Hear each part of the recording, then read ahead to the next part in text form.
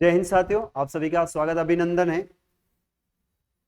मैं उपस्थित हूं आप सभी के सामने एक बहुत ही शानदार टॉपिक लेकर आया हूं, जिसके संबंध में हम विस्तार पूर्वक अध्ययन करेंगे। बीएसटीसी एग्जाम के लिए मैं आपको बता देना चाहता हूं, ये जो क्लास है, आज से ही क्लास संस्कृति की क्लास अपन शुरू करने जा रहे हैं और बहुत ही महत्वपूर्ण क्लासें हैं ये। रट लेना, पढ़ लेना, आपके जो मैं चीजें यहाँ से बताने वाला हूँ 100% आपके एग्जाम में छपने वाली है और बहुत ही महत्वपूर्ण टॉपिक है, क्योंकि जनजातियों से हर बार बीएसटीसी के अंदर आपको कोई ना कोई प्रश्न यहाँ से देखने को जरूर मिलता है। और ऐसे विद्यार्थी बहुत सारे होते हैं जो कि ये प्रश्न सिंपल से होते हैं लेकिन उन्हें गलत करके आ जाते हैं। तो मैं आप सभी से यही कहूंगा कि चैनल पर नए तो चैनल को सब्सक्राइब कर लेना और क्लास अच्छी लगे तो क्लास को शेयर भी करना। शुरुआत करते हैं अपन राजस्थान के जो प्रमुख जनजातियां हैं, उन जनजातियों के संबंध में हम पढ़ने वाले हैं। यशराज, नमस्ते यशराज जी, आपका स्वागत है। और सुनील, आपका भी स्वागत है। कोमल, जय सांवरिया सेठ की, जय सांवरिया सेठ की। जल्दी से जोड़ ले एक बार सभी को, ताकि अपन शुरुआत करते हैं। देखिएगा, क्लास संस्कृति में हम राजस्थान की प्रमुख जनजातियां पढ़ने वाले हैं और जनजातियों की क्लास जैसे ही समाप्त हो जाएगी उसके बाद में हम एमसीक्यू प्रश्न है वो भी इस क्लास के बाद करेंगे अपन। तो जल्दी से एक बार क्लास से जुड़ जाएं। देखिएगा, सबसे पहली और इंपॉर्टेंट बात हम करने वाले हैं राजस्थान में जनजातियां, राजस्थान की जनजातियां।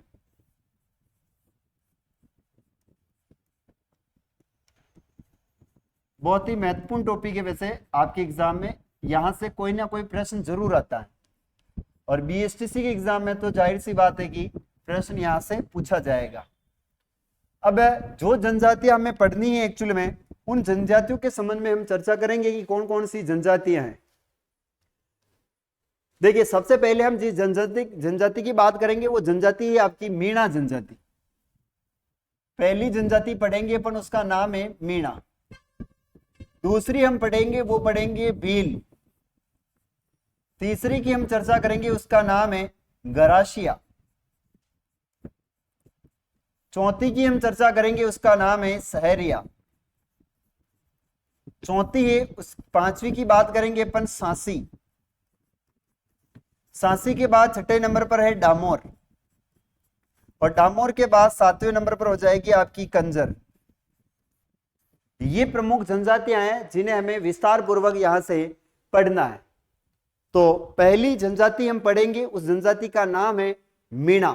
देखिएगा, राजस्थान में जनजातियां वह जनजातियां हैं जो कि शुरू से ही हमारे राजस्थान में प्राचीन काल से हमारे यहाँ पर निवास कर रही है और इन जनजातियों से हमें एग्जामिनर जो होता है वो एग्जामिनर ये चाहता है कि आप अगर किसी क्षेत्र में पोस्टेड हो जाओ तो उस जनजाति के संबंध में आपको नॉलेज होना चाहिए कि एक्चुअल में उस जनजाति के लोग क्या खाते हैं, क्या पहनते हैं, क्या पीते हैं। इसीलिए जनजातियां आपको एग्जाम में पढ़ाई जाती हैं, ताकि आप किसी क्षेत्र में जब नौकरी लगकर जाओगे उस समय आपके सामने ये रहेगा कि आप किसी जनजाति का अपमान ना करो, किसी वेशभूषा का अपमान ना करो, किसी भी चीजों को उसको समझ सको आप, ताकि आपको क्या बोलना है क्या नहीं बोलना है ये आपको आराम से पता रह सके। इसीलिए आपका यह टॉपिक दिया गया है जनजातियां, और जनजातियों के बारे में आपको पता होना चाहिए। देखिए, सबसे पहले जनजाति जिसका नाम है मीणा।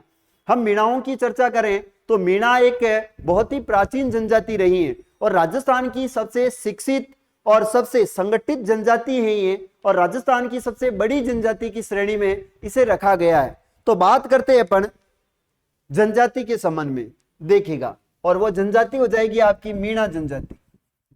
मीणा जनजाति।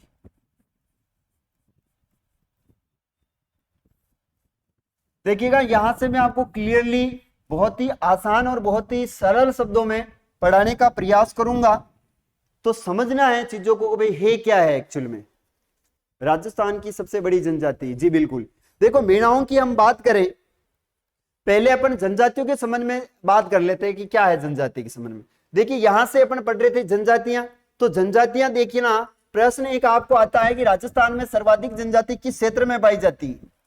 एक प्रश्न आएगा, राजस्थान में सर्वाधिक जनजाति किस क्षेत्र में पाई जाती है। राजस्थान में जो सर्वाधिक जनजातियां हैं, सर्वाधिक जनजातियां हैं वो आपके दक्षिणी राजस्थान में, दक्षिणी पूर्वी राजस्थान में पाई जाती है। दक्षिणी राजस्थान वह दक्षिणी पूर्वी राजस्थान में क्या है आपके सर्वाधिक जनजातियां पाई जाती है? दक्षिणी पूर्वी राजस्थान। ये दो क्षेत्र हैं, इन दोनों क्षेत्र में सर्वाधिक क्या पाई जाती हैं? जनजातियां पाई जाती हैं। इंपोर्टेंट है, याद रखना है। सर इसके बाद में और क्या प्रश्न आ सकता है? तो याद रखना, जिलों के अनुसार सर्वाधिक जनसंख्या जनजातियां कहां है? राजस्थान में सर्वाधिक जनजातियां, जिलों के अनुसार सर्वाधिक जनजातियां कहां पर निवास करती हैं, इसके संबंध में हम बात करें तो देखना, यहां पर सर्वाधिक की बात आ रही है कि सर्वाधिक जनजातियां कहां पर निवास करती हैं। एक जिला है जिसका नाम हो जाएगा, वो है आपका उदयपुर।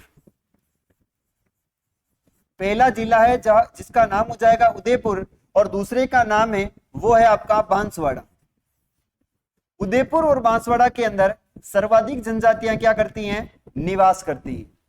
तो प्रश्न ये आएगा एग्जाम में कि राजस्थान में सर्वाधिक जनजातियां कहां पर निवास करती हैं? तो उदयपुर और बांसवाड़ा। अब ये तो सर्वाधिक की बात हुई है, न्यूनतम की बात आ जाए कि राजस्थान में न्यूनतम जनजातियां कहां पर पाई जाती है? राजस्थान में न्यूनतम जनजातियां, राजस्थान में न्यूनतम जनजातियां, ये आपको याद रखना है। एक का नाम हो जाएगा यहां से आपका बांसवाड़ा, और आ जाएगा वो है आप बीकानेर, और क्या हो जाएगा? नागौर। कौन सा हो जाएगा? बीकानेर, और दूसरा हो जाएगा वो है नागौर। बीकानेर और नागौर के अंदर सर्वाधिक क्या रहती है? जनजातियां रहती हैं। याद रखना है, जैसा कि कोमल आंसर दे रही, बीकानेर और नागौर। बिल्कुल कोमल, आपकी तैयारी अच्छी है, बीकानेर और नागौर है। अब ये तो हुई सर्वाधिक। अब अपन बात करेंगे प्रतिशत के अंदर सर्वाधिक कहां रहती हैं और प्रतिशत में न्यूनतम जनजातियां कहां पर रहती हैं। तो ये तो सर्वाधिक याद रखना है कि उदयपुर में सर्वाधिक है, बांसवाड़ा में दूसरा स्थान है, न्यूनतम बीकानेर में है और नागौर के अंदर है। इसके बाद चलते हैं प्रतिशत के आधार पर राजस्थान में जनजातियां, प्रतिशत के आधार पर कहां पर सर्वाधिक और कहां पर न्यूनतम है? प्रतिशत के आधार पर पहली बात आएगी यहां पर सर्वाधिक कहां कहां पर रहती है। तो याद रखना है कि दो जिले इस प्रकार से अपन बना सकते हैं। देखो यहां पर मैं लिख देता हूं पहले सर्वाधिक, इस वाले भाग को अपन हटा दे, और यहां पर मैं लिख देता हूं न्यूनतम। प्रतिशत के आधार पर सर्वाधिक जो है पहला जिला आता है, उसका नाम है बांसवाड़ा और डूंगरपुर। बांसवाड़ा, दूसरा जिला आता है उसका नाम हो जाएगा डूंगरपुर, और इधर जिले हो जाएंगे, एक का नाम है नागौर और दूसरे का नाम है बीकानेर। नागौर, दूसरा जिला हो जाएगा आपका बीकानेर। ये दो जिले हैं जिसमें प्रतिशत के आधार पर कम है और इधर जो है वो प्रतिशत के आधार पर सर्वाधिक है। न्यूनतम नागौर और बीकानेर, बांसवाड़ा और डूंगरपुर है। जी बिल्कुल कोमल, सही बता रही है। चलिए आगे चर्चा करें। अब अपन राजस्थान में जिस जनजाति की बात करेंगे उस जनजाति का नाम है मीणा जनजाति। सबसे पहली और इंपोर्टेंट जनजाति हम पढ़ने वाले हैं मीणा जनजाति के बारे में। देखिएगा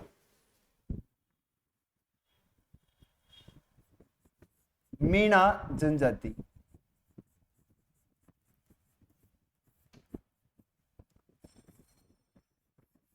बहुत ही शानदार, बहुत ही महत्वपूर्ण जनजाति है राजस्थान की, और इससे एग्जाम में प्रश्न पूछा जाता है।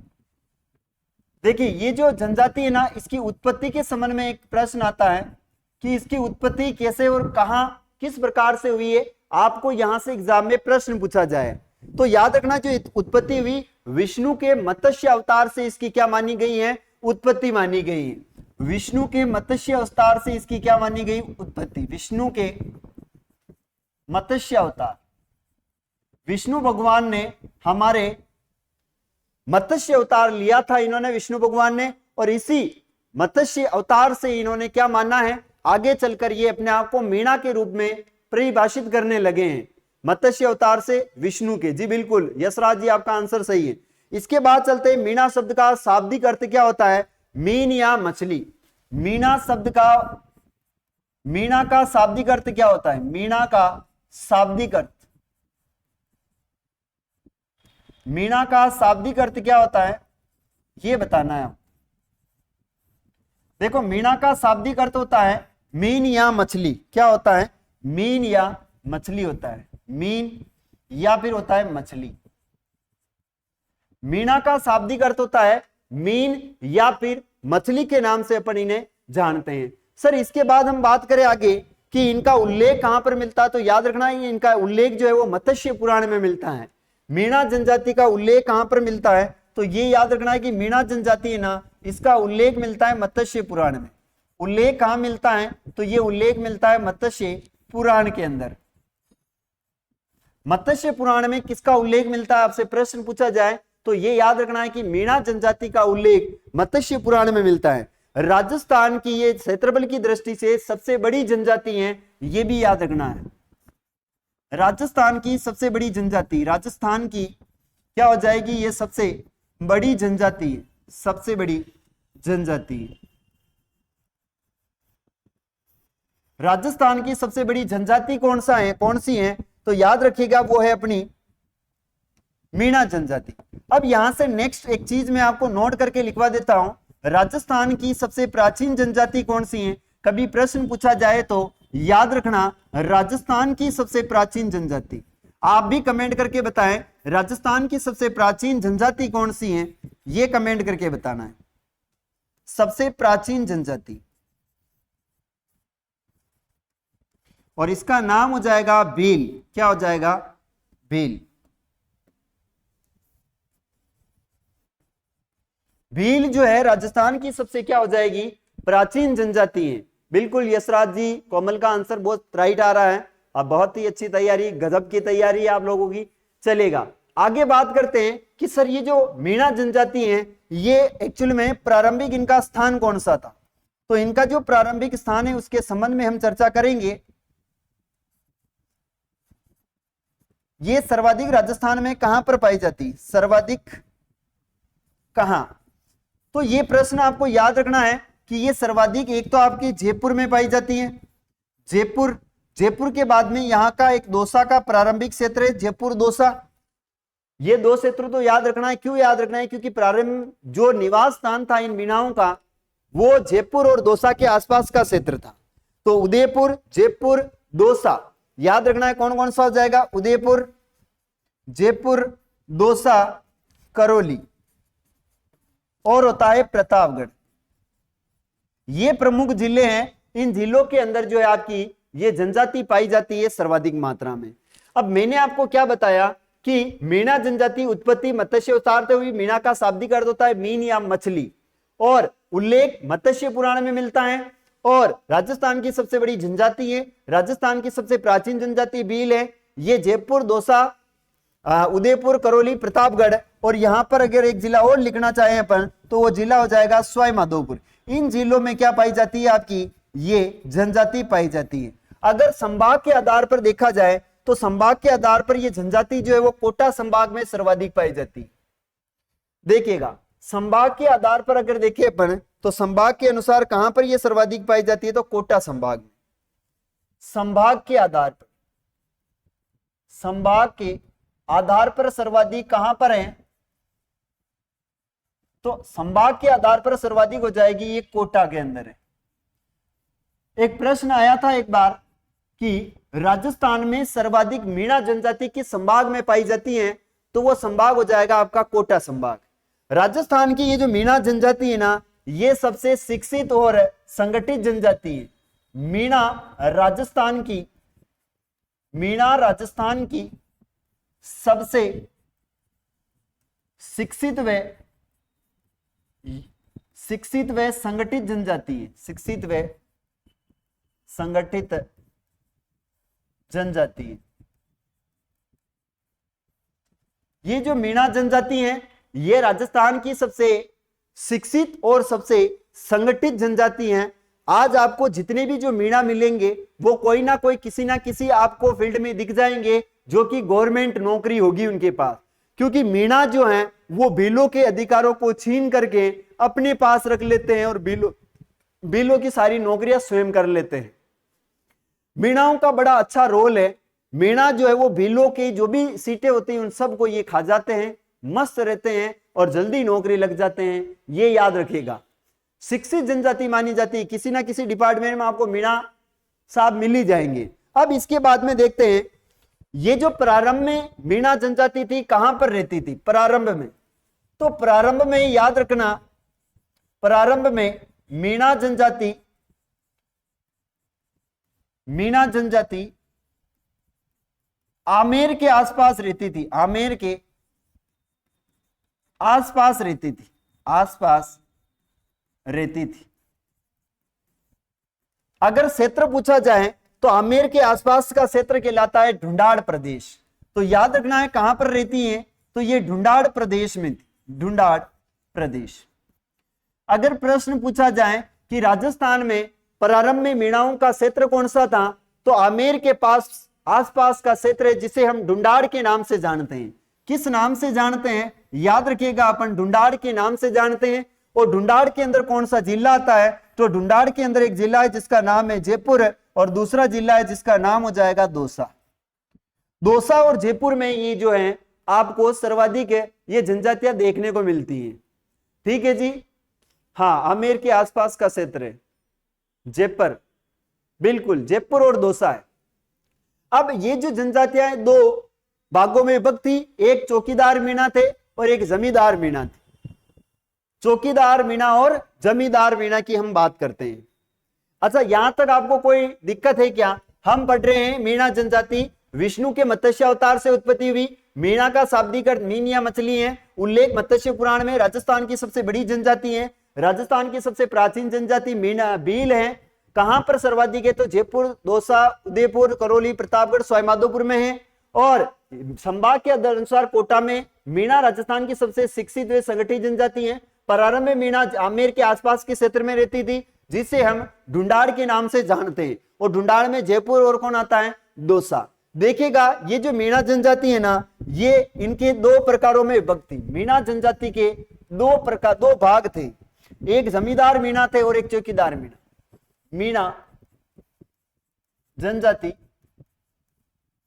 दो भागों में विभक्त थी, दो भागों में विभक्त थी।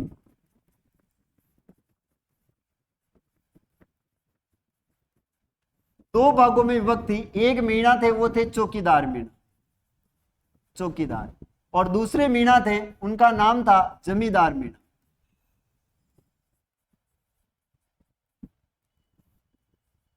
देखिएगा ये राजा महाराजाओं के यहां चौकीदारी का काम किया करते थे मीणा, और दूसरे थे जो अपनी खेतीबाड़ी का काम किया करते थे, कृषि का काम किया करते थे, वो जमींदार थे, है ना। जिसके पास जमीन का टुकड़ा था, जो खेती करते थे, जो कृषि करते थे, उन्हें हम जमींदार के नाम से जानते हैं। और जो कि चौकीदारी का कार्य करते थे उसे हम चौकीदारी के नाम से जानते हैं। सर इसके बाद हम बात करते हैं कि ये जो जनजातियां हैं, एक ग्रंथ मिलता है जिसका नाम है मीन पुराण। इन मीणाओं का सबसे पवित्र ग्रंथ माना जाता है मीन पुराण। और ये मीन पुराण के रचयिता हैं मुनि मगन सागर। क्या आ जाएंगे, मुनि मगन सागर। देखिएगा इनका जो ग्रंथ है मीणाओं का, उस ग्रंथ का नाम है मत्स्य पुराण, मत्स्य पुराण। ये जो मत्स्य पुराण लिखा है ना, किसके द्वारा लिखा गया है, तो इसकी जो लेखक है उसका नाम हो जाएगा मुनि मगन सागर।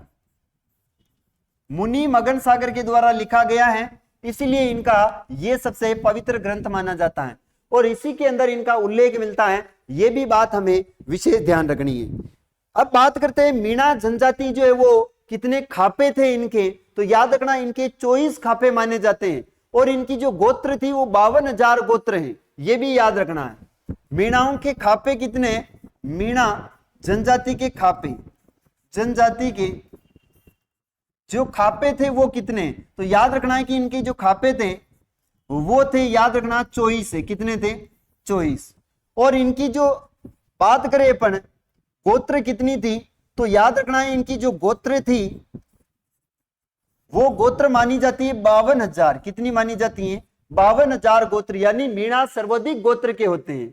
2 लोग 24 घंटे, क्या कह रहा है, 5 पत्ती खेलते हैं।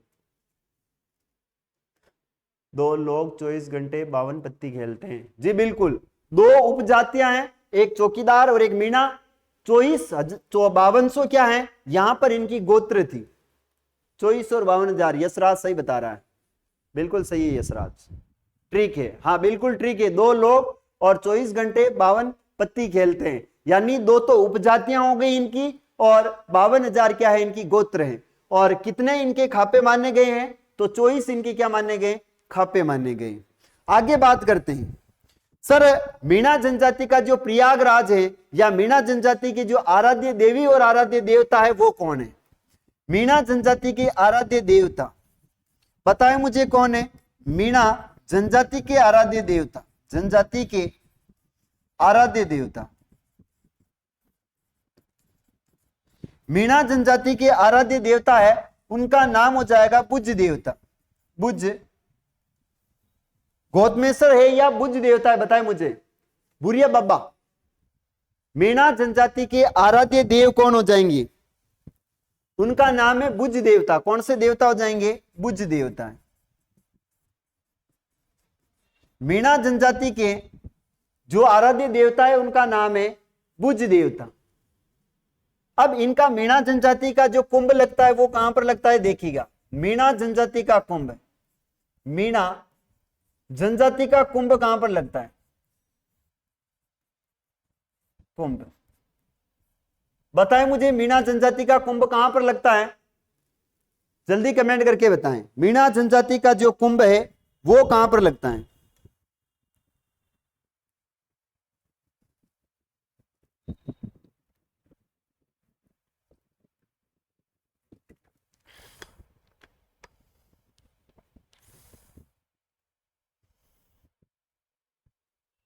देखिए मीणा जनजाति का जो कुंभ है वो है आपका रामेश्वरम। क्या हो जाएगा? रामेश्वरम। और रामेश्वरम कहां पर है तो याद रखना ये है सवाई माधोपुर में, सवाई माधोपुर। इसे मीणा जनजाति का प्रयागराज कहते हैं। रामेश्वरम को क्या कहते हैं? मीणा जनजाति का प्रयागराज कहते हैं। मीणा जनजाति का प्रयागराज। मीणा जनजाति का इन्हें क्या कहते हैं? प्रयाग नाम से भी जानते हैं, रामेश्वरम सवाई माधोपुर। अच्छा ये गौतमेश्वर देवता है, गौतमेश्वर जी वो क्या है? इनके आराध्य देवता है। 2 इनके आराध्य देवता माने गए, भूरिया बाबा और कौन हो जाएंगे आपके? बुज देवता है। यहां पर आपको गौतमेश्वर भी मिलता है। क्या मिलता है? याद रखना, गौतमेश्वर, गौतमेश्वर और भूरिया बाबा भी कहा जाता है इन्हें। क्या कहते हैं? भूरिया बाबा। ऑप्शन के देखकर आपको आंसर लगाना है। कभी कभी बुज देवता के रूप में भी आपको आराध्य देवता मिलते हैं और एक का नाम है वो है आपका गौतमेश्वर यानी भूरिया बाबा। अच्छा ये जो है कभी झूठी कसम किसकी सौगंध खाकर ये झूठी कसम नहीं खाते, बताएं मुझे। मीणा जनजाति जो है भूरिया बाबा या गौतमेश्वर की कभी भी झूठी कसम नहीं खाते हैं। मीणा जनजाति के लोग जो है वो भूरिया बाबा की कभी भी झूठी कसम नहीं खाते हैं, ये याद रखना है। यहां लिख देता हूं मैं, मीणा जनजाति के लोग कभी झूठी कसम नहीं खाते, वो इनके देवता की नहीं खाते हैं, याद रखना है। मीणा जनजाति के लोग कभी भी इनकी झूठी कसम नहीं खाते हैं, इनकी झूठी कसम नहीं खाते हैं, याद रखना है। सच्ची बोले बेचारा, इनकी झूठी कसम नहीं खाते हैं। किनकी नहीं खाते हैं तो याद रखना है भूरिया बाबा या गौतमेश्वर की।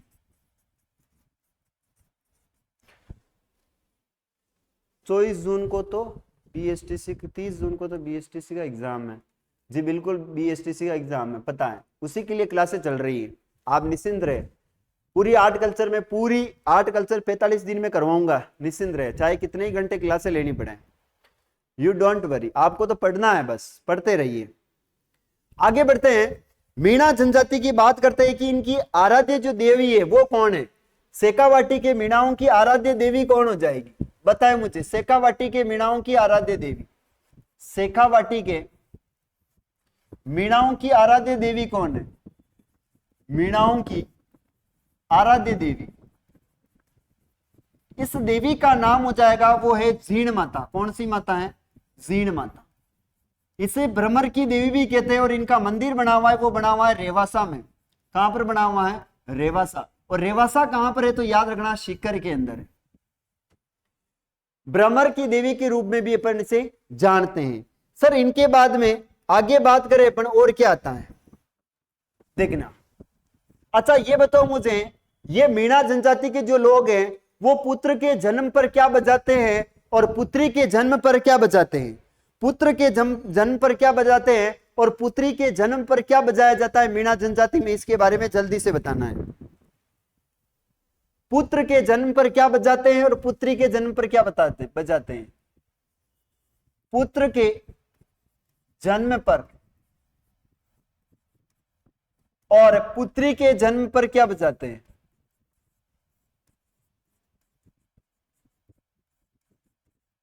बड़ा इंपॉर्टेंट प्रश्न है।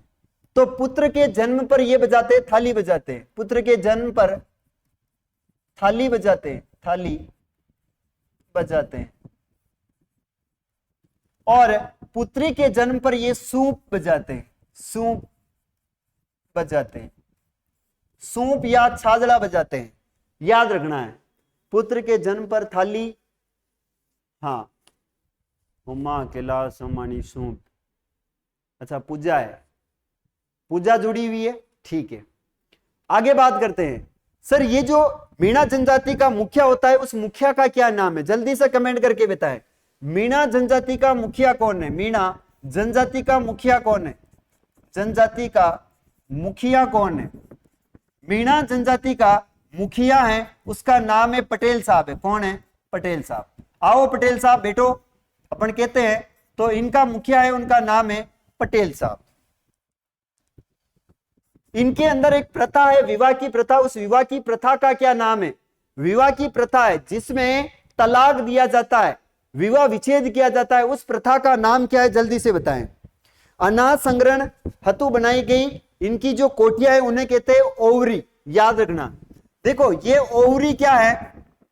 ओवरी क्या है? अनाज एकत्रित हेतु ये बनाई जाती, अनाज एकत्रित हेतु बनाई जाती, एकत्रित हेतु बनाई गई है, उसे कहते हैं कोठियां। और इनका जो विवाह विच्छेद है उसे कहते हैं छेड़ा फाड़ना। विवाह विच्छेद क्या है? विवाह विच्छेद हो जाएगा इनका छेड़ा फाड़ना। विवाह विच्छेद वो हो जाएगा छेड़ा फाड़ना। छेड़ा फाड़ना, छेड़ा फाड़ना का मतलब होता है कि विवाह विच्छेद यानी लड़की का एक दुपट्टा लिया जाता है और उस प्रथा को हम कहते हैं छेड़ा फाड़ना। यानी उसका थोड़ा सा दुपट्टा फाड़ेगा और उसे मुक्त कर देगा, जा आज से ही जी ले तू तेरी जिंदगी, आराम से खुश रहना, कोई दिक्कत नहीं है। याद रखना क्या है? छेड़ा फाड़ना है, विवाह विच्छेद है। पुरुष एक प्रकार से एक स्त्री का जो है वो कोई भी कपड़ा लेता है और उस कपड़े को क्या करता है? थोड़ा सा फाड़ देता है और उसे हम कहते हैं छेड़ा फाड़ना। क्या कहते हैं? छेड़ा फाड़ना कहते हैं। एक होती है झगड़ा राशि। झगड़ा राशि क्या है ये आपको बताना है। झगड़ा राशि देखिएगा, झगड़ा राशि क्या है? झगड़ा राशि, झगड़ा राशि की अगर हम बात करें तो विवाह विच्छेद के समय, विवाह विच्छेद के समय पुरुष द्वारा दिया गया वधु को जो मूल्य होता है उसे हम कहते हैं झगड़ा राशि। क्या कहते हैं? झगड़ा राशि। ऐसा होता है कि जैसे कोई पत्नी है और वो पहले किसी पति के रह रही थी और वो किसी के साथ में नाते चली गई। नाते जाने के बाद जिस पुरुष की गई है उस व्यक्ति को, जिसकी वो बीवी को ले गया, उसे देना पड़ता है झगड़ा राशि। यानी बात करें महिला के नए पति द्वारा पूर्व के पति को कुछ पैसे दिए जाते हैं, उसे कहते हैं झगड़ा राशि। महिला के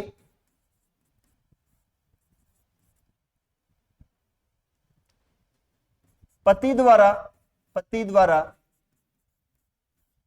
पूर्व के पति को, पूर्व के पति को पैसे देना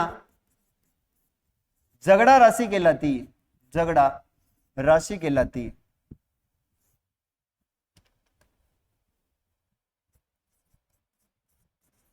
यानी एक महिला थी जो कि अपनी पति के साथ में रह रही थी, लेकिन किसी अनबन के कारण उसने विवाह विच्छेद कर दिया, और जब विवाह विच्छेद कर दिया तो किसी और पति के साथ चली गई। अब पूर्व पति को ये जो नया पति है वो कुछ पैसे देता है, उसी को कहते हैं झगड़ा राशि, उसी को कहते हैं अपन झगड़ा राशि। अब इसके बाद में चलते हैं अपन आगे और बात करेंगे कि मीणाओं की सबसे बड़ी जो चौपाल होती है उस चौपाल को क्या कहा जाता है।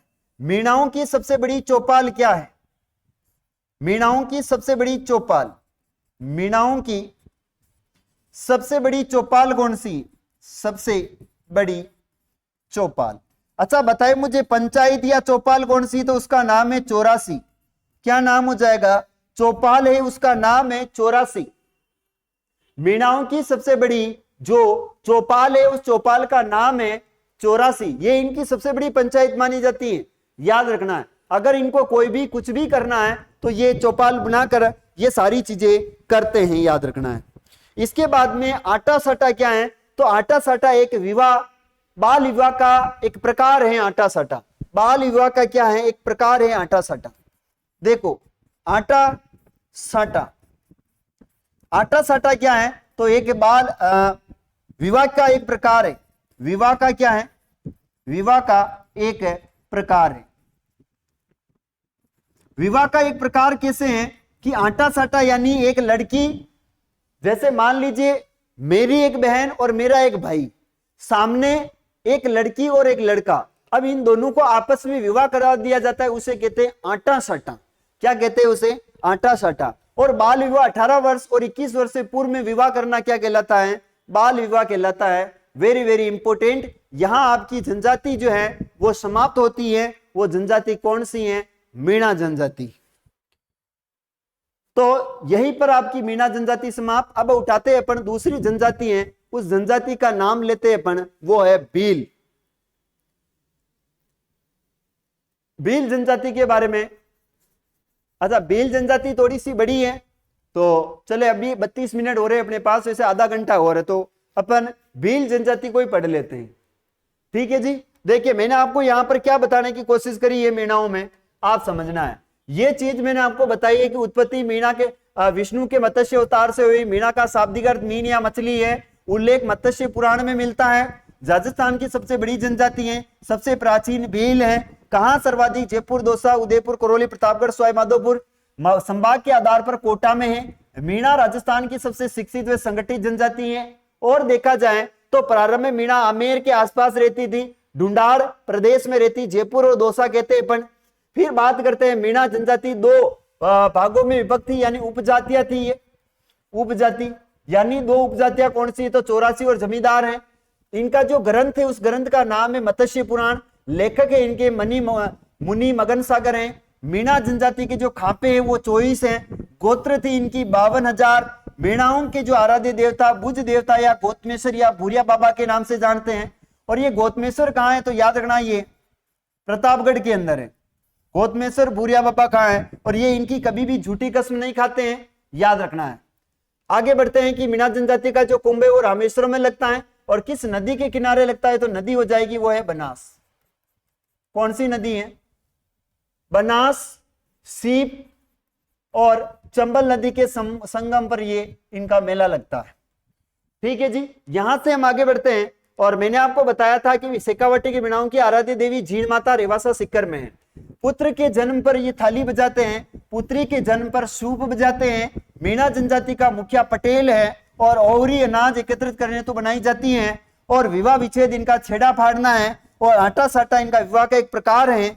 और देखा है कि झगड़ा राशि जो है महिला द्वारा नए पति द्वारा पुराने पति को कुछ रुपए दिए जाते हैं, उसे झगड़ा राशि कहते हैं। मीणाओं की सबसे बड़ी चौपाल 84 है।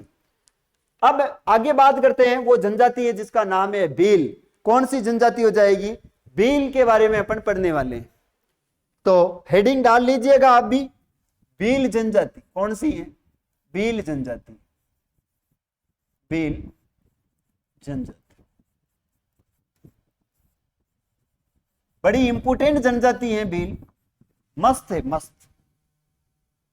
देखिएगा बहुत ही डिटेल के साथ पढ़ाने वाला हूं मैं आप सभी को। सबसे पहली और इंपॉर्टेंट बात तो यह है कि भील का अर्थ क्या होता है। पहली चीज, भील का शाब्दिक अर्थ होता है तीर कमान रखने वाला। क्या होता है? तीर कमान रखने वाला, जिसे हम कहते हैं भील शब्द की उत्पत्ति बिल से हुई है। देखो इसका भील का शाब्दिक अर्थ क्या होता है। भील का शाब्दिक अर्थ, भील का शाब्दिक अर्थ है वो है तीर कमान। क्या होता है? तीर कमान। भील का शाब्दिक अर्थ है तीर कमान, या फिर बिल के नाम से इसकी क्या हुई है? उत्पत्ति हुई, वो भील बना है। अब आगे हम बात करते हैं कि ये जो भील है एक्चुअल में किसकी संतान मानी गई है। भीलों को कमेंट करके बताते रहे कि भीलों को जो संतान मानी है, इनकी उत्पत्ति किन लोगों ने मानी है। तो कर्नल जेम्स टोड ने इनको वन पुत्र की संज्ञा दी है। कर्नल टोड ने इनको वन पुत्र की संज्ञा दी है, और रिजले और क्रुक ने इनको द्रविड़ से उत्पन्न बताया है, और थॉमसन ने इन्हें गुजराती कहा है। यह भी याद रखना है। देखो उत्पत्ति के संबंध में आपसे कभी प्रश्न पूछा जाए कि उत्पत्ति कहां से हुई है, उत्पत्ति, तो उत्पत्ति में याद रखना है एक व्यक्ति है जिसका नाम है कर्नल जेम्स टोड। कौन व्यक्ति है? Colonel James Tod. इस कर्नल जेम्स टोड ने इनको क्या माना है? इनको वन पुत्र की संज्ञा दी है। क्या दी है? वन पुत्र की संज्ञा दी। यानी इन्होंने कहा कि ये तो वन के अंदर पले बढ़े हैं और वन से उत्पन्न हुए हैं, इसीलिए इन्हें क्या कहा है? वन पुत्र के रूप में जानते हैं। रिजले और क्रुक के अनुसार, रिजले और क्रू ने क्या कहा है? रिजले व क्रुक, इन्होंने कहा है कि ये जो जनजाति है ना, ये जनजाति द्रविड़ से उत्पन्न है। कहां से उत्पन्न है? द्रविड़ से उत्पन्न है। द्रविड़ से उत्पन्न माना है। और एक व्यक्ति है जिसका नाम है थॉमसन। इस थॉमसन ने इनको गुजराती कहा है। थॉमसन, इसने इनको क्या कहा है? वो कहा है गुजराती। यानी भीलों को थॉमसन ने गुजराती माना है, और रिजले क्रुक ने इनको द्रविड़ से उत्पन्न माना है। कर्नल जेम्स टोड ने इन्हें वन पुत्र की संज्ञा दी। अब आगे हम बात करते हैं, राज्य की सबसे प्राचीन जनजाति तो ही है, लेकिन थॉमसन ने अपनी जो इस बात को साबित किया है, एक्चुअल में थॉमसन ने इसको कहां साबित किया है? तो थॉमसन ने इसको साबित किया था, वो आता है आपका एक इनकी पुस्तक है जिसका नाम हो जाएगा बिली व्याकरण। पुस्तक है जिसका नाम है बिली व्याकरण। यानी थॉमसन की एक पुस्तक है जिसका नाम आता है बिली व्याकरण। ये बात अपने को विशेष ध्यान रखनी है।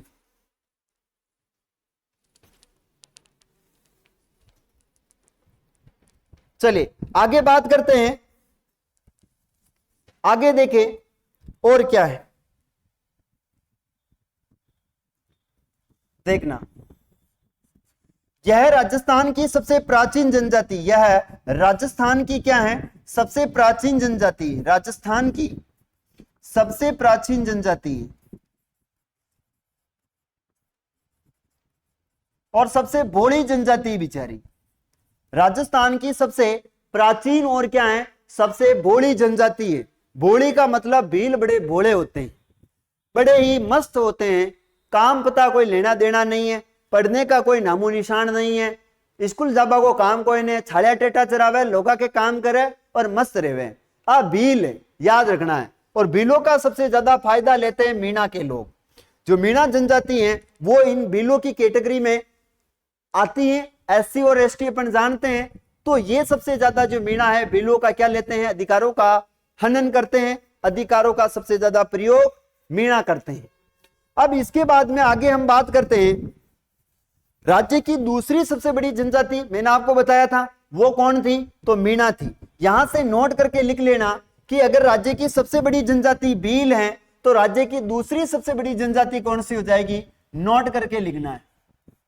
राजस्थान की दूसरी सबसे बड़ी जनजाति, राजस्थान की दूसरी सबसे बड़ी जनजाति है, उसका नाम है मीणा। और पहली कौन सी है? तो वो याद रखना है, वो आपकी जो है राज्य की भील है, वो सॉरी राज्य की भील जो है वो दूसरी सबसे बड़ी जनजाति है। भील राज्य की क्या है? दूसरी सबसे बड़ी जनजाति, जबकि पहली कौन सी थी? तो मीणा थी। दूसरी सबसे बड़ी जनजाति, अरे आओ नहीं, सबसे बड़ी जनजाति। और पहली जनजाति कौन सी थी सबसे बड़ी? तो उसका नाम है मीणा। राज्य की पहली सबसे बड़ी जनजाति है वो है मीणा। राज्य की पहली सबसे बड़ी जनजाति उसका नाम है मीणा। और दूसरी कौन सी हो जाएगी?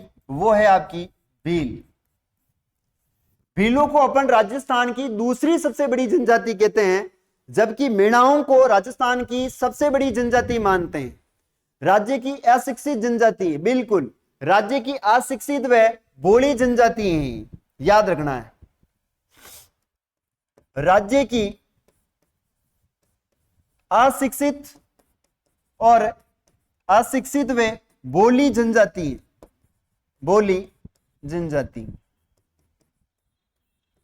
राजस्थान में अगर कोई जनजाति के लोग जो है वो सबसे कम पढ़े हुए हैं तो वो पढ़े हुए भील है। राज्य की सबसे प्राचीन जनजाति है भील, राज्य की दूसरी सबसे बड़ी जनजाति है, राज्य की पहली सबसे बड़ी जनजाति मीणा है, और राज्य की अशिक्षित व भोली जनजाति मानी जाती है वो किसको मानते हैं? तो भील को मानते हैं। अब बात करते हैं कि इनका क्षेत्र कहां पर है। तो इनका क्षेत्र है राजस्थान के दक्षिणी भाग में, और दक्षिणी भाग में भी डूंगरपुर, प्रतापगढ़ और बांसवाड़ा आता है ना। इसमें भीलवाड़ा, सिरोही और उदयपुर का भी भाग शामिल है। तो देखिएगा भील जो है वो सर्वाधिक कहां पाए जाते हैं? भील सर्वाधिक कहां है? तो याद रखना है ये हो जाएगा दक्षिणी राजस्थान। दक्षिणी राजस्थान। अगर आपसे जिले पूछे तो जिले आपको याद रखना है, तो एक जिले का नाम है डूंगरपुर, प्रतापगढ़ और बांसवाड़ा। बांसवाड़ा, डूंगरपुर, प्रतापगढ़। अगर इसके अलावा भी जिला पूछे ना तो जिला आ जाएगा भीलवाड़ा। भीलवाड़ा के बाद में आपका सिरोही, और सिरोही के बाद में हो जाएगा उदयपुर। बाकी महत्वपूर्ण जिले हैं वो आपका दक्षिणी राजस्थान में बांसवाड़ा, डूंगरपुर और प्रतापगढ़ आता है। बाकी ये भी आपको जिले याद रखने हैं, बड़े ही इंपोर्टेंट। अब सर इनके बाद आके बात करते हैं कि मीणा जो है भील जो है वो मेवाड़ शासकों के क्या करते हैं? राज तिलक। अच्छा, मीणाओं के बारे में मैंने आपको नहीं बताया था, वो भी बता दूंगा मैं। देखो भील जो राजा होते हैं, भील राजा मेवाड़ के शासकों के क्या करते हैं? राज तिलक करते हैं। भील राजा मेवाड़ के शासकों के क्या करते हैं? राज तिलक करते हैं। राज तिलक करते हैं। देखिए यहां पर अपन मीणाओं में देख रहे थे, तो मीणा किसके राज तिलक करते हैं वो भी मैं आपको बता देता हूं। मीणा जो है वो जयपुर के शासकों के क्या करते हैं? राज तिलक करते हैं। यहां मैं लिख देता हूं, मीणा जयपुर के शासकों के राज तिलक करते हैं। शासकों के राज तिलक करते हैं।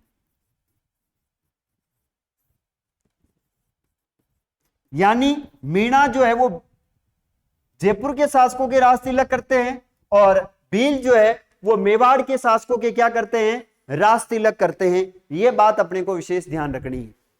देखो अब भील कहां के करते हैं? तो याद रखना ये जो भील है ना, कहां के? तो उंदरी गांव के। कहां के हैं? उंदरी गांव के भील। उंदरी गांव के भील। और मेवाड़ के झंडे में इनका चित्र होता है। मेवाड़ के जो मेवाड़ का ध्वज होता है, मेवाड़ के ध्वज में एक तरफ भील राजा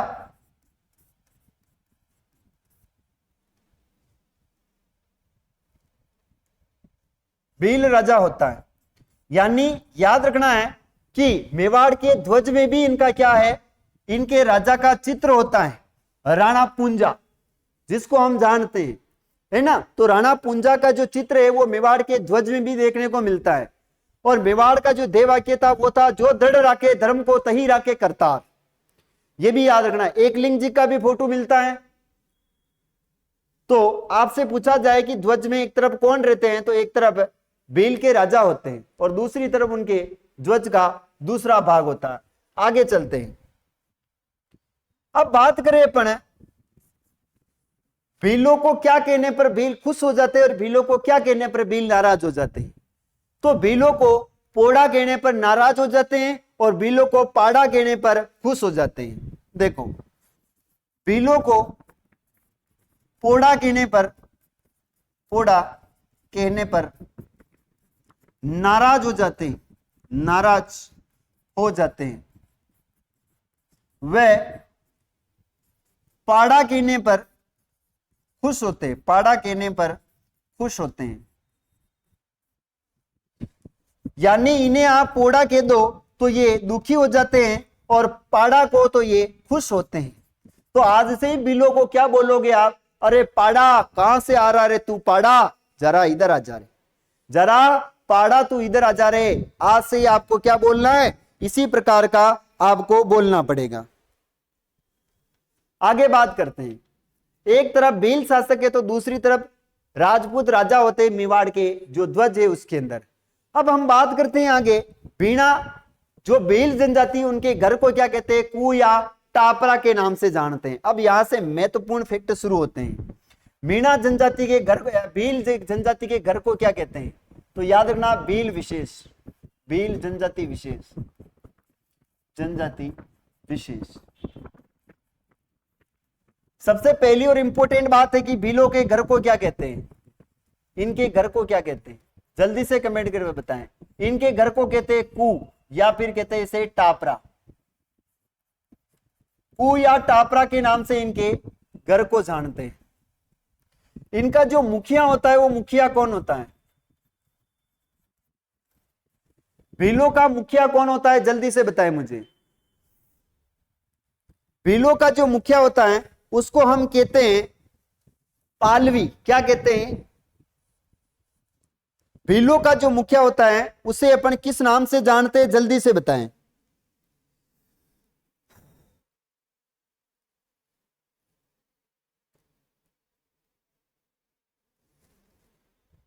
जल्दी कमेंट करके बताएं क्या कहते हैं, पालवी। देखो यहां से मैं बता देता हूं कि भीलों का जो छोटा घर होता है उसको कहते हैं फला। ये बहुत ही इंपॉर्टेंट बात है, याद रखना। फिर देखना है, इस मुखिया की तो हम बात आगे करेंगे। पहला सा है गांव। भीलों के छोटे गांव को क्या कहते हैं, भीलों के छोटे गांव को क्या कहते हैं, छोटे गांव। इस गांव को कहते हैं फला या मोहल्ला। क्या कहते हैं, फला या फिर इसे कहते हैं मोहल्ला।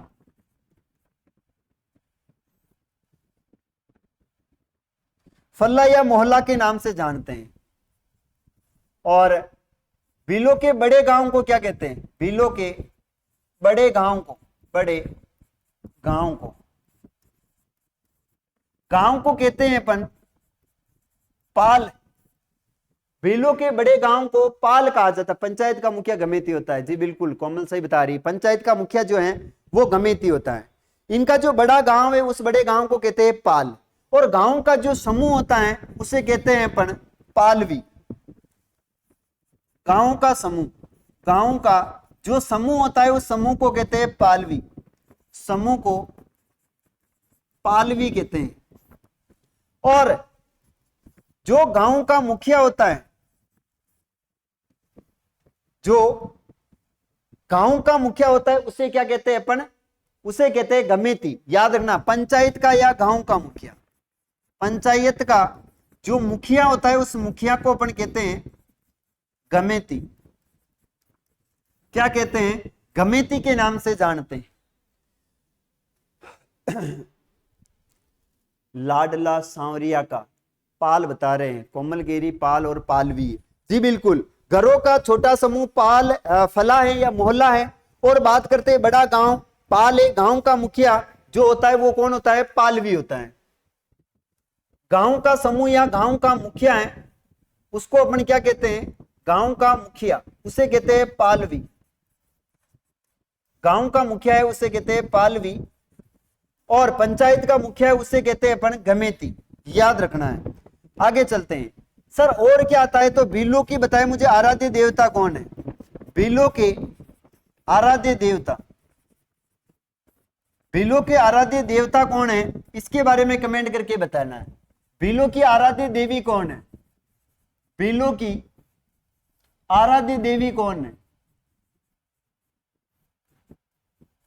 भीलों की आराध्य देवी और भीलों के आराध्य देवता जल्दी से कमेंट करके बताना है कौन है।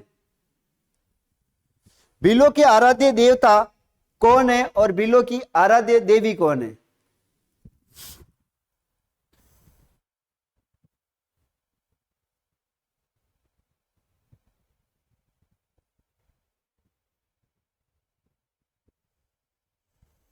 जल्दी से बताएं।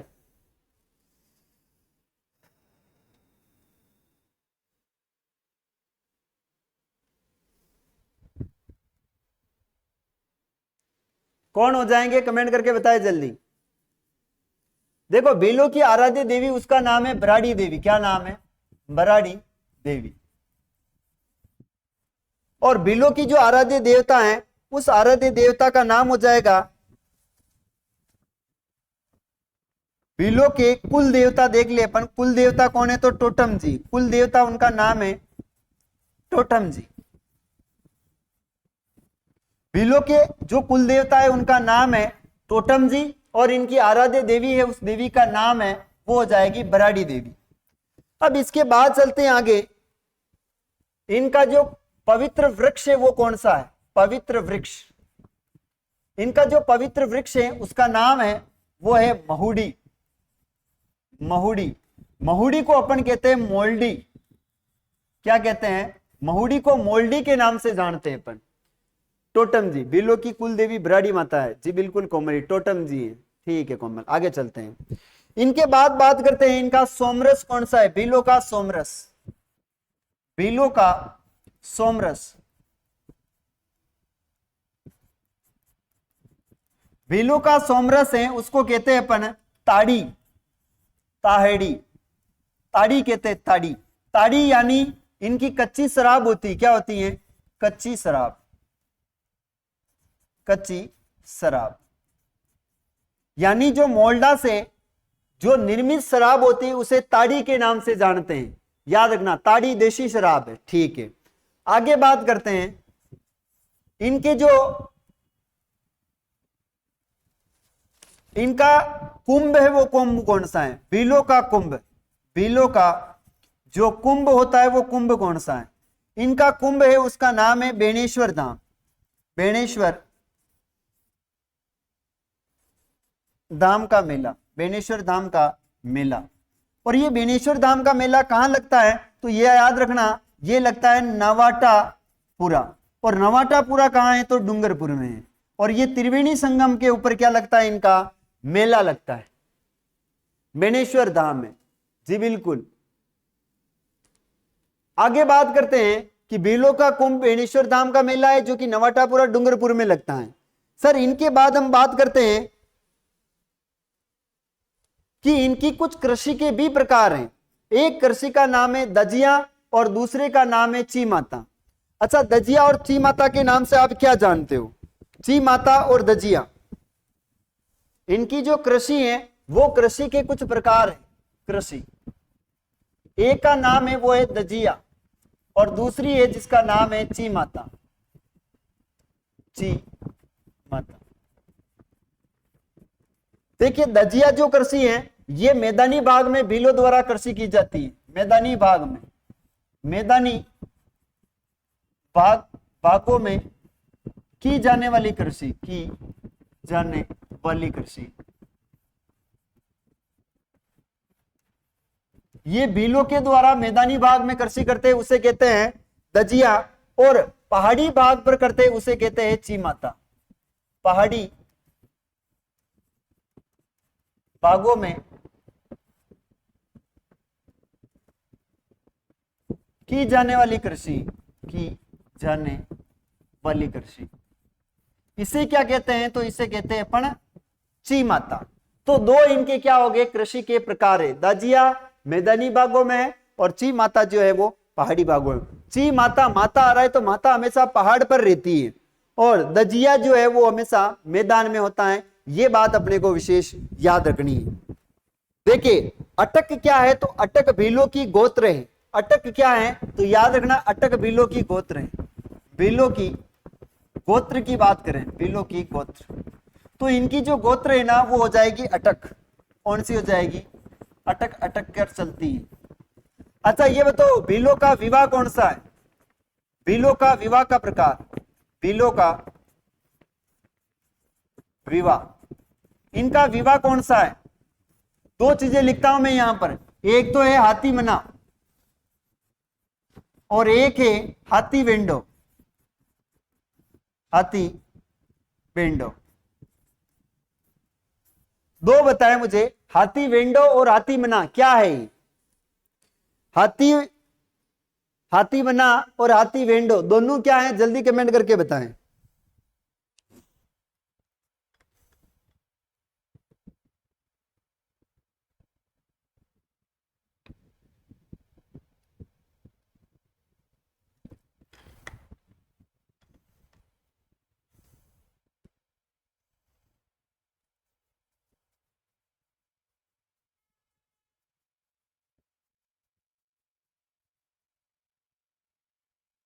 नहीं आया कमेंट? हाथी वेंडो और हाथी मना क्या है?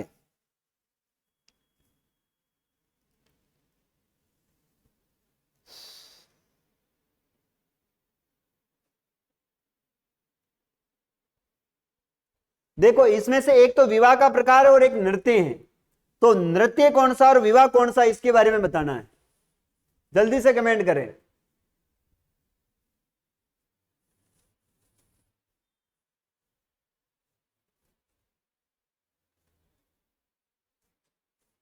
ए कोमल बतानिए छोरी, कई है आंसर को?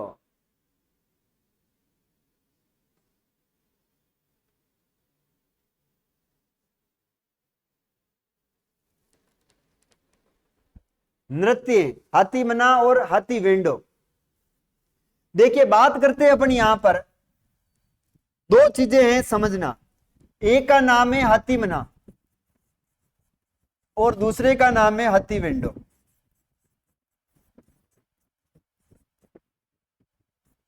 ये दोनों हैं, एक तो है आपका विवाह का प्रकार है, विवाह, और दूसरा हो जाएगा नृत्य, नृत्य और हो जाएगा ये विवाह।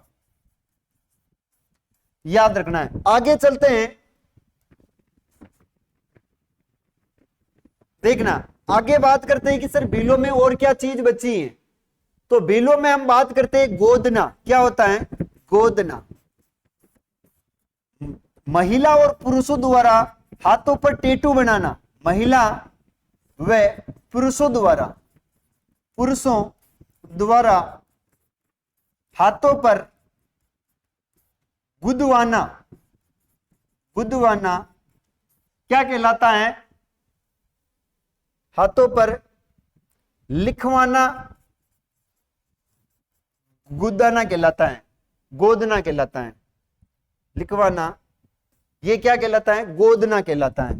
अच्छा यहां पर इनकी ओढ़नियां कौन सी है? ओढ़नियां, इनकी जो ओढ़नियां है उसका नाम है ताराबात की ओढ़नी, ताराबात की ओढ़नी, और एक है केरीबात की ओढ़नी, केरीबात की ओढ़नी, केरीबात की ओढ़नी। अच्छा कछाबू क्या है ये बताएं मुझे। कछाबू, ताराबात की ओढ़नी और केरीबात की ओढ़नी, दो इनकी महिलाओं की क्या है? ओढ़नियां हैं। ये दोनों महिलाओं की क्या है? ओढ़नियां हैं, महिलाओं की ओढ़नियां हैं, महिलाओं की ओढ़नियां, केरीबात की और ताराबात की ओढ़नियां। इसके बाद हम आगे बात करते हैं इनका रणघोष क्या है। तो याद रखना है इनका रणघोष है फायरे फायरे। भीलों का रणघोष कौन सा है?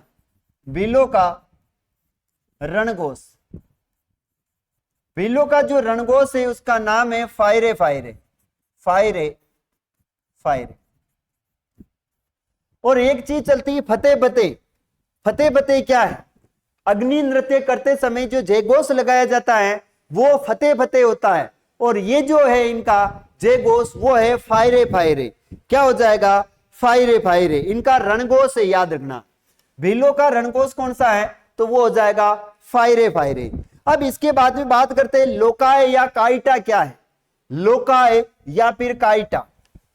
देखो इनका जो मृत्यु भोज होता है उस मृत्यु भोज को क्या कहते हैं? भीलों का मृत्यु भोज होता है वो कहलाता है लोकाय। क्या कहलाता है? लोकाय।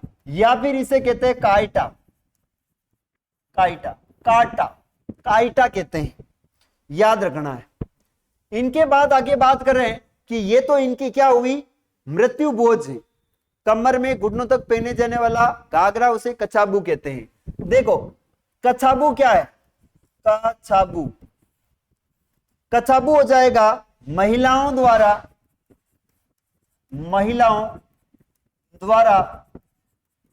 कमर से घुटनों तक पहने जाने वाला घाघरा। कमर से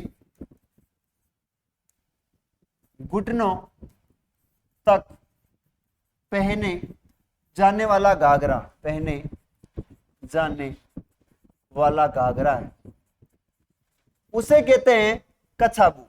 एक होता है पोतिया। पोतिया क्या है ये बताए मुझे? पोतिया। एक होता है खपटा। ये बताए मुझे खपटा क्या है? एक बताए मुझे तंग धोती क्या है? तंग धोती। एक होता है वो है बकतरी। क्या है? बखतरी, बखतरी। बताए जल्दी से।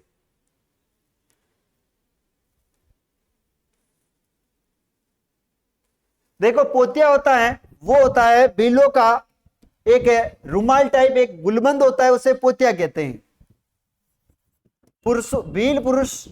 भील पुरुषों द्वारा गले में डाला जाने वाला कपड़ा क्या कहलाता है? पोतिया कहलाता है। खपटा क्या है? तो भील पुरुष द्वारा सर पर बांधे जाने वाला कपड़ा। भील पुरुष द्वारा सर पर बांधे जाने वाला, सर पर या सिर पर बांधे जाने वाला कपड़ा क्या कहलाता है? वो कहलाता है आपका खपटा। तंग धोती क्या है? सिर पर बांधा जाने वाला वस्त्र। जी बिल्कुल, तंग धोती। देपाड़ा। देखो इनकी जो तंग धोती उसको कहते हैं देपाड़ा। देपाड़ा क्या है? इनकी तंग धोती। बख्तरी क्या है? इनकी जाली नुमा जो बनियान होती हैं, जाली नुमा बनियान।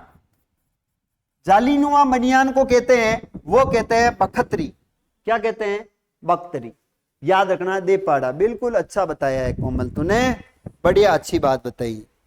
इनके भी याद रखना जो तलाक होता है उसे कहते हैं छेड़ा फाड़ना। इनका भी जो तलाक होता है वो कहलाता है छेड़ा फाड़ना। तलाक, इनका तलाक क्या है? तो इनका भी है छेड़ा फाड़ना और मीणाओं का भी छेड़ा फाड़ना। अच्छा ये बताए दापा क्या है? दापा, दापा याद रखना है। दापा है वधु मूल्य देना। दापा है वधु मूल्य देना। वधु मूल्य देना क्या है? दापा है। जैसे किसी विवाह के समय किसी लड़की को अपन लेकर आ रहे, पैसा देकर ले आते तो उसे कहते हैं अपन दापा कहते हैं। क्या कहते हैं? दापा के नाम से जानते हैं। अब इसके बाद में आगे बात करते हैं नोत्रा क्या है? नोत्रा। दापा या नोत्रा के नाम से जानते हैं इसे। दापा या क्या कहते हैं? नोत्रा। दापा या नोत्रा यानी वधु का मूल्य। अच्छा नाता प्रथा क्या है? नाता प्रथा। नाता प्रथा, नाता प्रथा है कि एक स्त्री का दूसरे पति के साथ चले जाना। एक स्त्री का अपने पति को छोड़कर अन्य के पति के अन्य के साथ चले जाना, अन्य के साथ चले जाना क्या कहलाता है? चले जाना ये कहलाता है नाता प्रथा। क्या कहलाता है? नाता प्रथा कहलाता है, याद रखना। देपाड़ा वधु मूल्य है जी, बिल्कुल देपाड़ा वधु मूल्य है। ये केसरिया नाथ के ऊपर चढ़ी हुई जो खीर है उसको खाकर ये कभी भी झूठ नहीं बोलते, याद रखना। केसरिया नाथ पर चढ़ी खीर खाकर, चढ़ी खीर खाकर भील कभी झूठ नहीं बोलते हैं, खीर खाकर कभी झूठ नहीं बोलते हैं।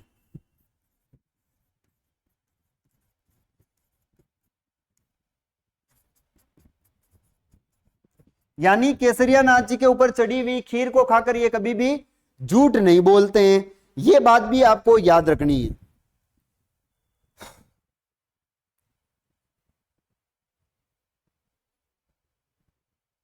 आगे बात करें कि सर और इनके अंदर क्या प्रचलित है, तो इनके जो विवाह होते हैं उस विवाह के समय इनकी दीवारों पर जो चित्र बनाए जाते हैं वो चित्र ये भराड़ी माता के चित्र बनाते हैं। किसके बनाते हैं? भराड़ी देवी के चित्र बनाते हैं। विवाह के समय दीवारों पर भील जनजाति के लोग, भील जनजाति के लोग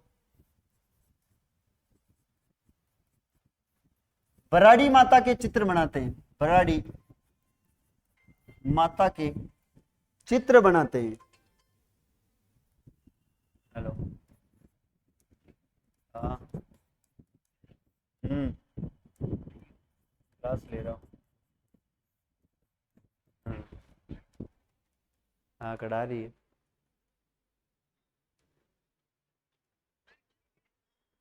मैं कोचिंग में हूँ, क्लास ले रही हूँ, पाछो फोन करूँ तारे,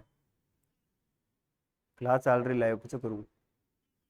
ठीक, आगे बात करते हैं। मिट्टी का एक टुकड़ा है जो घर को छानने के काम आता है। मिट्टी का एक टुकड़ा है जो घर को छानने में काम आता है। क्या है? मिट्टी का एक टुकड़ा है जो कपड़ा, पता नहीं क्या कह रहे हो। चलिए आगे बात करें। और अपन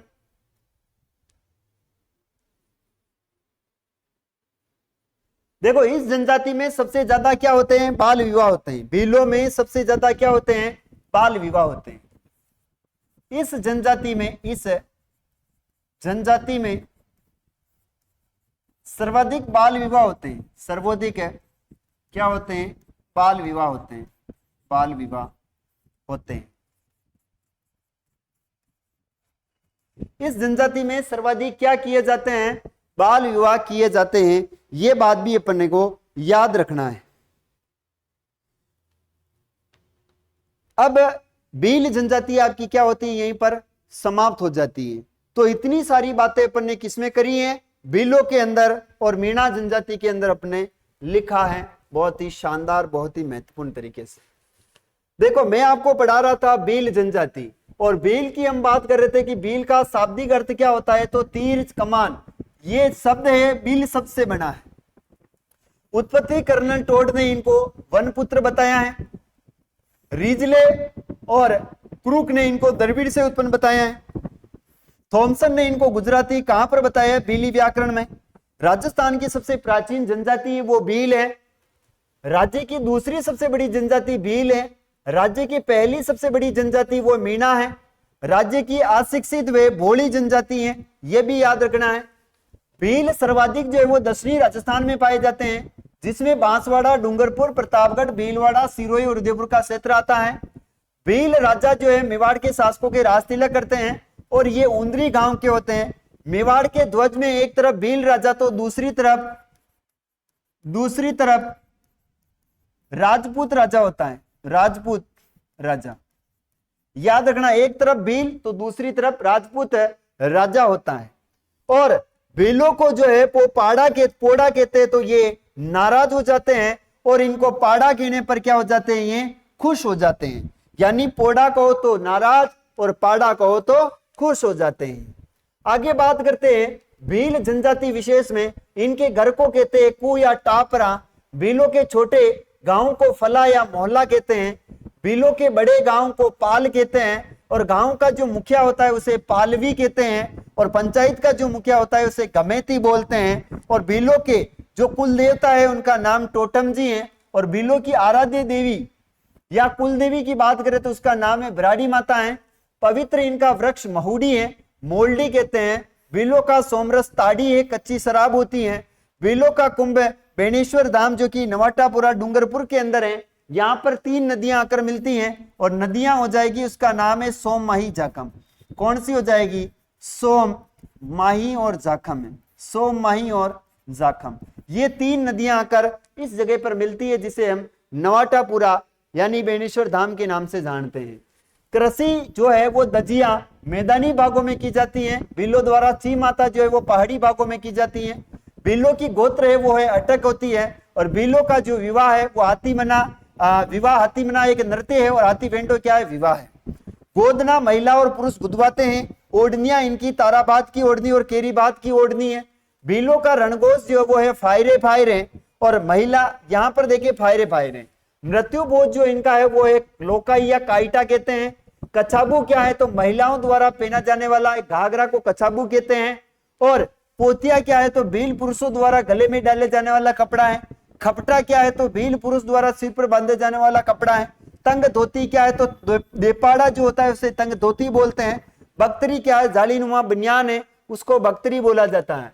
तलाक इनका छेड़ा फाड़ना होता है। दापा या नोतरा इनका वधु मूल्य होता है, वधु मूल्य होता है, याद रखना है। और नाता प्रथा, एक स्त्री जो है वो अपने पति को छोड़कर दूसरे के साथ चली जाती है। केसरिया नाथ जी के ऊपर चढ़ी खीर का अगर झूठ नहीं बोलते हैं। विवाह के समय ब्राड़ी माता के चित्र बनाते हैं। इस जनजाति में सर्वाधिक बाल विवाह होते हैं। इतनी सारी बातें अपन कर चुके हैं, वो करे हैं अपन बिलों के अंदर। तो कल अपन पढ़ेंगे आगे सेहरिया गरासिया जनजाति। कल अपन क्या पढ़ेंगे? आगे पढ़ेंगे अपन गरासिया जनजाति। गरासिया जनजाति देखिएगा, कल अपन चर्चा करेंगे उसके बारे में। यह है अपनी कौन सी जनजाति है? गरासिया जनजाति। तो आज के लिए इतना ही। बताएं मुझे क्लास आपको कैसी लगी। जल्दी से कमेंट करके बताएं कि क्लास आपको आज कैसी लगी। ये कमेंट करने बताएं मुझे, जल्दी से कमेंट करें, फास्ट।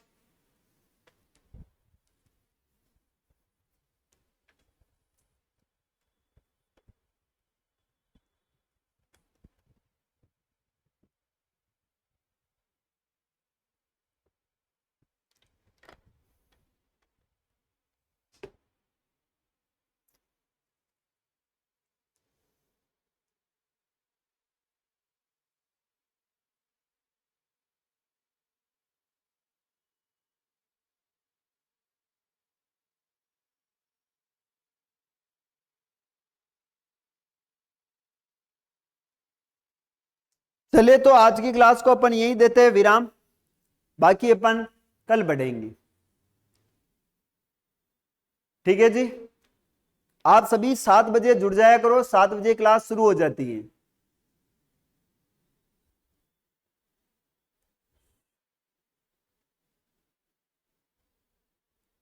ठीक है जी। चलिए तो मिलेंगे अपन कल। अभी के लिए इतना ही, तब तक के लिए जय हिंद, जय भारत।